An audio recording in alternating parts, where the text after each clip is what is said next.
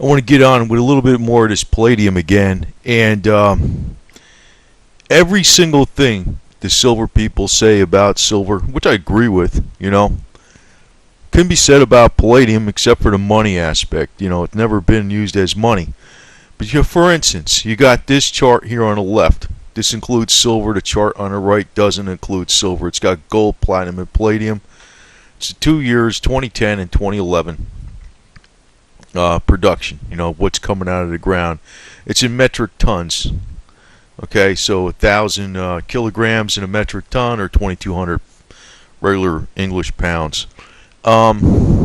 Silver. So silver looks like it's around 24,000 metric tons globally. So let's say that's about right.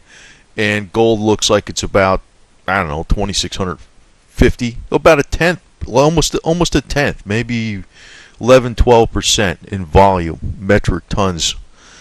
Now, the thing with gold, there's a hell of a lot more of it to invest in. A lot of it is investment purposes, and everybody knows that silver, there's a lot less to invest in. For instance, silver industrial applications are, well, this chart is a little bit old, but it's about right as far as percentages go. It's 2010, 46%, and maybe half it, almost half it, industrial usage.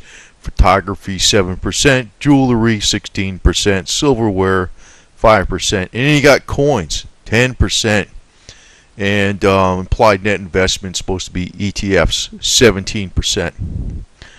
Now go compare this to palladium. Remember this number: industrial applications 46%, and between coins and ETFs you got over 1/4 of it going into there.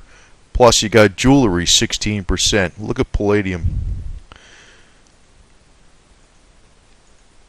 Palladium over here, automotive 65%, industrial 29%, jewelry 7%. Now some of it, some of it came out of ETF, so it had a disinvestment. And the numbers I keep getting on this stuff, they're kind of sketchy. But let me put it this way: between automotive and industrial, you got about 95% going in. That's it. Compared to silver's 46%. Basically, there's hardly any coins being produced. Yeah, you might see them up for sale, but nobody's buying them. And, you're talking like how many ounces are really available? Not that many. Not that many.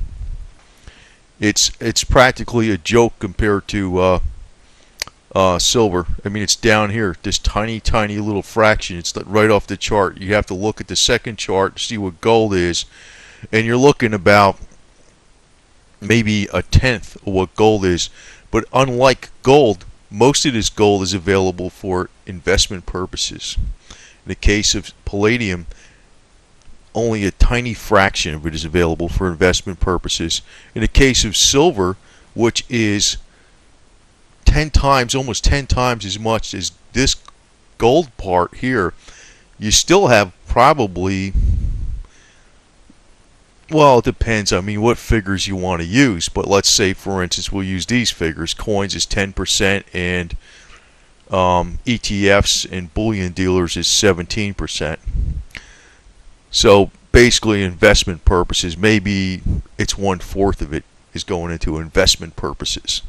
In the case of palladium, you got something that's right off the scale, and it's even more radical where the percentage is left for investment purposes. Individuals can easily mess with this market. And the big advantage is nobody in the government is going to care about people buying and hoarding palladium.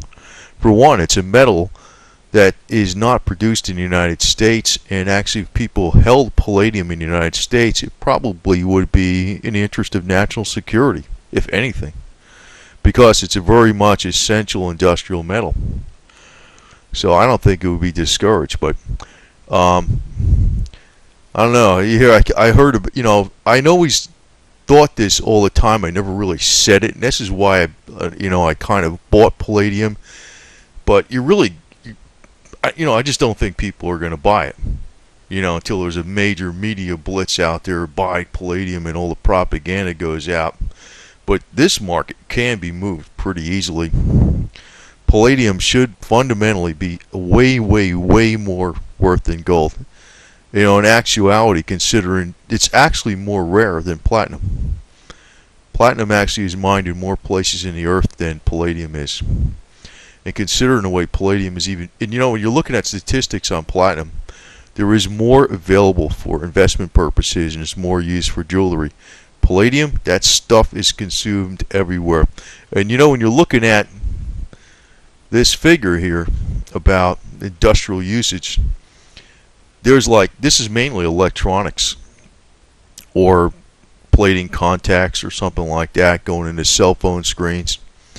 So it's not recycled at all, because there's it's in other words, every argument except for the historical monetary use, but every argument that silver has, palladium has, probably to an exponential extreme.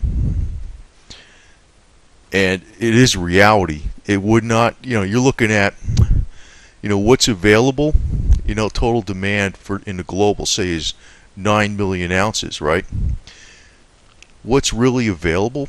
Hardly for investment, hardly nothing. If 1 million ounces were taken off the market of palladium, the price would skyrocket.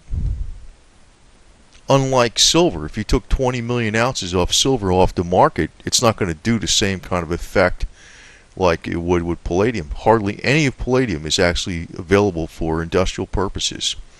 And you're looking at what's produced. It's this tiny, tiny little thing on the bottom here versus silver.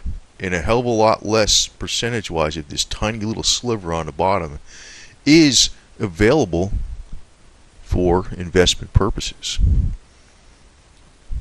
It really needs the media blitz. That's the problem. And it's not going to break JP Morgan, but who cares? It just would make money.